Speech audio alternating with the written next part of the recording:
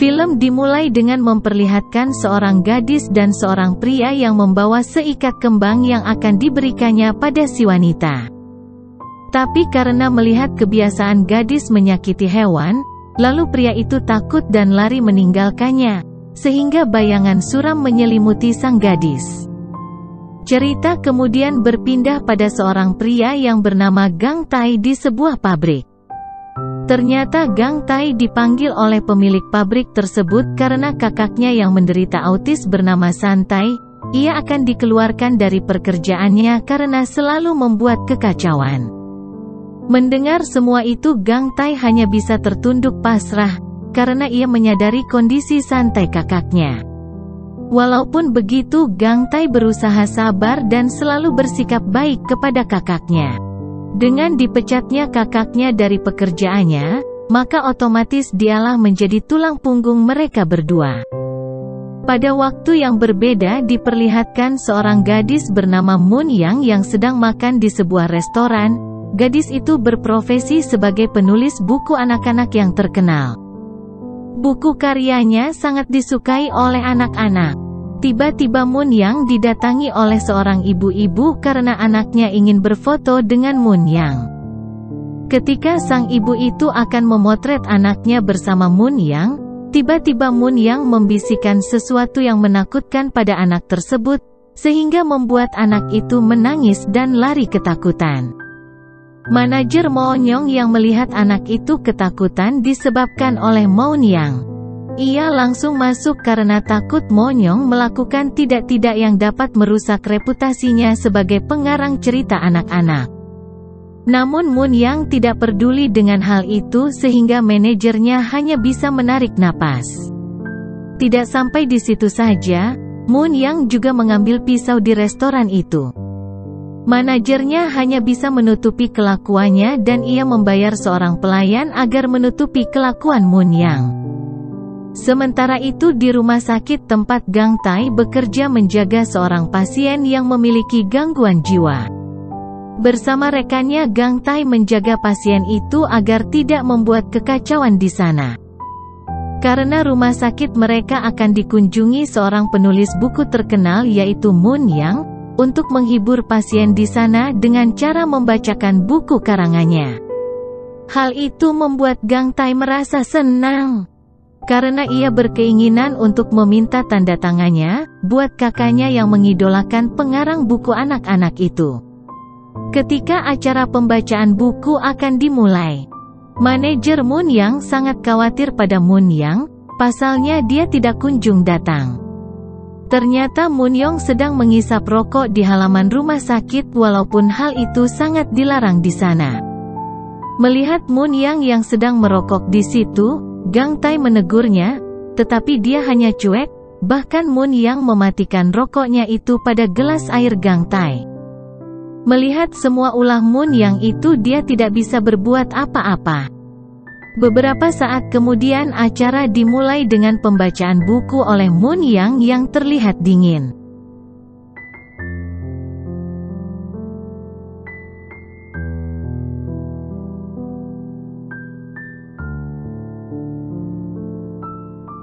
Saat acara berlangsung tiba-tiba pasien yang dijaga Gang Tai kabur dari ruangannya dan membuat kekacauan, sehingga acara itu dihentikan. Semua itu membuat Moon yang sedang membacakan buku itu menjadi marah. Ia langsung menyusul si pasien itu dan langsung menghantamnya dengan tas. Sehingga pisau yang tadi ia bawa dari restoran terjatuh, membuat si pasien itu berusaha mengambil dan ingin mencelakai Moon tetapi berhasil digagalkan oleh Moon. Orang itu mencekiknya, tetapi malah ia menikmati cekikan itu, karena ia membayangkan kejadian masa lalu yang pernah ia alami. Tiba Moon memegang pisau tadi. Ia menyerang si pasien menggunakan pisaunya Gang Tai. Gang Tai yang melihat semua itu berusaha menangkap pisau itu, sehingga tangannya terluka. Setelah si pasien tadi pergi, Moonyong tanpa rasa penyesalan sedikit pun membalut luka Gang Tai dengan sangat kasar sambil memperlihatkan senyumnya yang misteri. Setelah kejadian itu manajer Moonyong terlihat cemas.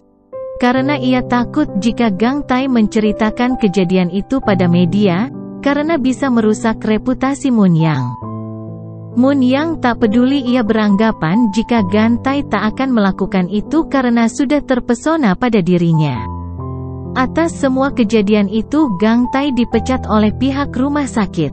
Karena lalai menjaga pasien tadi sehingga dia tidak bisa berbuat apa-apa.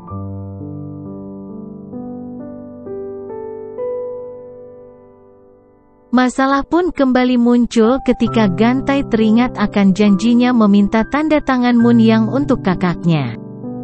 Ia tak ingin kakaknya kecewa. Gang Tai ingin memalsukan tanda tangan Monyong, tetapi hal itu tidak membantu karena hal itu diketahui kakaknya, sehingga kakaknya marah dan mengurung diri. Gang Tai berusaha membujuk kakaknya dan berjanji akan membawakan tanda tangan Monyong yang asli. Atas kejadian di rumah sakit kemarin, manajer Mun Yang mengundang Gang Tai datang ke kantornya. Supaya Gang Tai tidak membocorkan kejadian itu. Melihat kesempatan untuk meminta tanda tangan Mun Yang untuk kakaknya, Gang Tai pun keesokan harinya datang ke kantor manajer Mun Yang. Di sana Gang Tai sangat tertarik dengan sebuah buku dongeng karangan Mun Yang karena buku itu ada tanda tangannya. Tanpa diduga oleh Gang Tai, ternyata Monyong pun ada di sana.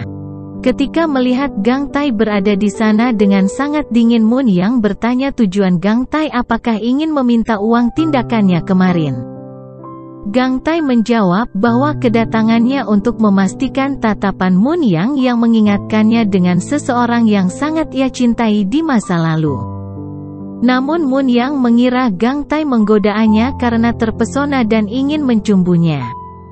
Dengan wajah dingin Gang Tai berkata dirinya tak menginginkan semua itu. Lalu ia mengatakan bahwa Mun Yang bukanlah wanita dari masa lalunya, karena kelakuan buruk Mun Yang dan ia berniat untuk pergi dari sana. Namun tiba-tiba manajer Mun Yang datang bersama asistennya. Asisten mengatakan keinginan Gang Tai minta tanda tangan Mun Yang. Mendengar hal itu Mun Yang merasa disanjung. Sehingga dia beranggapan Gang Tai tertarik kepadanya. Walaupun Gang Tai tidak ingin lagi tanda tangan itu, Mun Yang memberikannya di sana. Gang Tai ingin menolaknya, tetapi ketika ingat janjinya kepada kakaknya, terpaksa ia menerima buku itu. Mun Yang memperhatikan kepergian Gang Tai. Ia sangat suka pada Gang Tai sehingga menyuruh asistennya agar menyelidiki semua tentang Gang Tai. Ketika pulang di dalam bus, Gang Tai terkejut ketika membuka buku pemberian Mun Yang. Ternyata di dalamnya tak ada tanda tangan Mun Yang, melainkan hanya pesan dan sebuah tiket acara peluncuran buku milik Mun Yang. Ia mengundangnya ke sana jika ingin mendapatkan tanda tangannya. Merasa dipermainkan oleh Mun Yang, Gang Tai merasa kesal sendiri.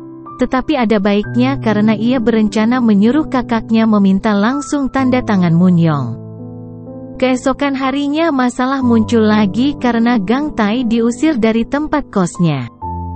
Ketika merenung, Gang Tai ditemui oleh seorang wanita bernama Nuri yang merupakan teman masa kecilnya yang memiliki perasaan kepadanya. Nuri mengetahui Gang Tai sedang membutuhkan pekerjaan. Ia menawarkan Gang Tai bekerja di rumah sakit tempatnya bekerja. Namun karena rumah sakit itu berada di daerah asal Gang Tai dulu, ia ragu menerimanya karena ia takut trauma kakaknya kambuh. Gang Tai mencoba menolak tawaran Nuri dengan alasan dirinya tak mempunyai tempat jika bekerja di sana. Nuri menawarkan rumahnya untuk tempat tinggal Gang Tai bersama kakaknya. Gang Tai merasa tak enak karena tak ada alasan lagi ia menolak tawaran Nuri dan ia pun akhirnya menerima tawaran itu. Beberapa waktu kemudian Gang Tai terlihat mengantar kakaknya untuk datang ke acara peluncuran buku baru Mun Yang, karena undangannya hanya satu. Gang Tai pun mengajari kakaknya mengantri untuk mendapatkan tanda tangan Mun Yang, namun masalah kembali terjadi. Karena kakaknya yang dituduh akan melakukan penculikan anak kecil membuat traumanya kambuh. Gang Tai yang melihatnya langsung masuk untuk menyelimuti kakaknya. Semua kejadian itu dilihat oleh Moon Yang, sehingga dia langsung menghampiri Gang Tai. Lalu ia menyuruh orang yang menuduh kakak Gang Tai tadi meminta maaf. Karena orang itu menolaknya, Moon Yang emosi, dan langsung melakukan hal yang sama seperti yang orang itu lakukan pada kakak Sang Tai. Suasana menjadi gaduh. Para wartawan sedang banyak di sana, tetapi Moon Yang tak peduli akan reputasinya, ia malah mementingkan Gang Tai. Setelah kejadian itu, Gang Tai terlihat menunggu kakaknya. Karena trauma, untuk menyembuhkannya, dia harus berada di ruangan gelap. Gang Tai terlihat ditemani oleh Moon Yang. Melihat Gang Tai hanya diam, Moon Yang menggodanya dengan agresif. Moon Yang mendekatkan pada Gang Tai yang membuat jantungnya berdegup kencang. Tak lama kemudian seorang wartawan menghampiri mereka dengan membawa kotak berisi uang sogokan dari manajer Moon Yang. Agar tidak memberitakan kejadian tadi, wartawan itu memberitahu Gang Tai agar tidak dekat dengan Moon Yang, karena menurutnya Moon Yang adalah wanita yang berbahaya. Moon Yang yang mendengar hal itu memperingati wartawan itu, karena telah berani-beraninya membicarakan keburukannya. Gang Tai menyuruh wartawan itu pergi karena telah mendapatkan uang. Sifat brutal Moon Yang kembali muncul.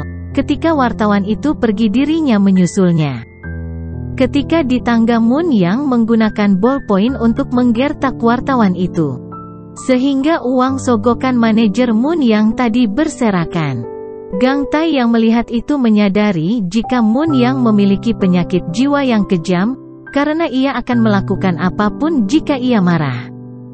Sebagai perawat yang berpengalaman, Gang Tai menunjukkan sebuah gerakan yang bisa membuat Moon Yang tenang. Namun itu membuat Moon Yang mendekatkan wajahnya ke arah Gang Tai. Bukannya senang, tapi malah membuat Gang Tai ketakutan dan langsung pergi. Moon Yang meminta kepada Gang Tai untuk menjadi orang yang bisa menahan amarahnya, karena ia merasa tenang jika berada di dekat Gang Tai. Gang Tai menolaknya, dan ia mengatakan jika pertemuannya dengan Moon Yang kali ini menjadi yang terakhir baginya. Lalu Moon Yang mengatakan jika yang dilakukan Gang Tai bukanlah menghindar, melainkan kabur karena takut menghadapi dirinya. Mendengar itu, Gang Tai pun teringat saat masih kecil, dirinya ketika itu menyukai seorang gadis kecil. Tetapi karena melihat gadis itu membunuh kupu-kupu, Gang Tai pun lari meninggalkannya. Setelah melihat kakaknya sudah baikan, Gang Tai langsung membawa kakaknya pergi ke tempat asalnya dulu, untuk bekerja di rumah sakit yang ditawarkan Nuri.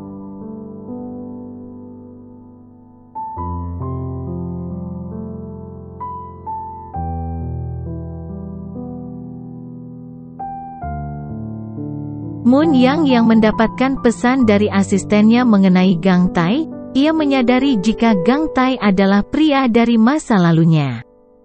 Tanpa memperdulikan apapun, Moon Yang menyusul Gang Tai ke tempat asalnya dulu. Manajer Moon Yang panik ketika kejadian kemarin sudah diberitakan oleh media yang memberitakan keburukan Moon Yang. Ia juga panik dengan menghilangnya Moon Yang. Untung saja asisten mengatakan jika kemungkinan Moon Yang pergi ke tempat asalnya mengikuti Gang Tai. Di sisi lain, Moon Yang sudah sampai di rumah sakit tempat Gang Tai bekerja. Ia berkeinginan menaklukkan hati Gang Tai. Gang Tai yang sedang bekerja tiba-tiba terkejut ketika melihat Moon Yang sudah berada di hadapannya. Hal itu ternyata dilihat oleh Nuri yang mengenal Moon Yang. Gang Tai kemudian membawa Moon Yang keluar dan menanyakan alasan kedatangannya. Mendapatkan pertanyaan itu tanpa ragu, ia mengatakan ingin memiliki sepenuhnya Gang Tai. Mendengar itu, Gang Tai hanya terdiam.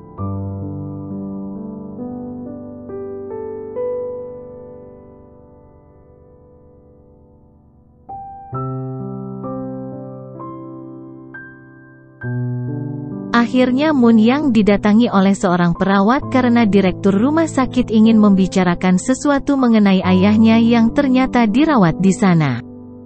Kedatangan Moon Yang sudah dinantikan oleh direktur rumah sakit itu. karena ia menganggap kedatangan Mun Yang untuk menjenguk ayahnya. Mun Yang terlihat tak pedulikan ayahnya. Bahkan Mun Yang menganggap jika ayahnya sudah meninggal. Mun Yang mengabaikan direktur rumah sakit, karena tujuannya datang hanya untuk mendekati Gang Tai.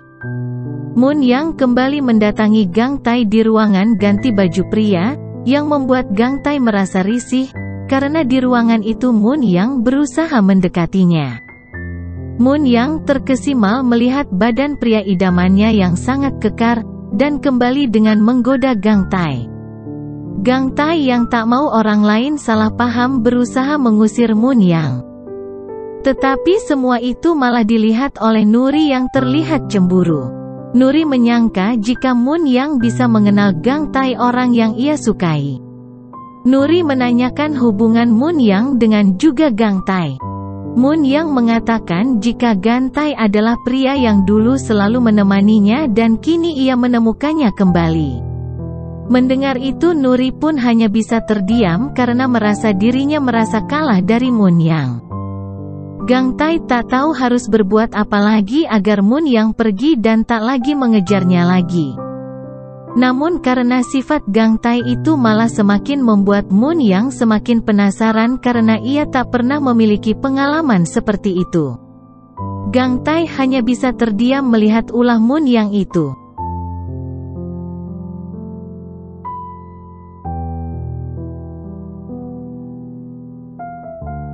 Mun Yang kembali tinggal di rumahnya yang berada di tengah hutan. Walaupun di sana banyak sekali menyimpan kenangan buruk, namun dirinya seolah tak takut menghadapinya demi mendapatkan Gang Tai.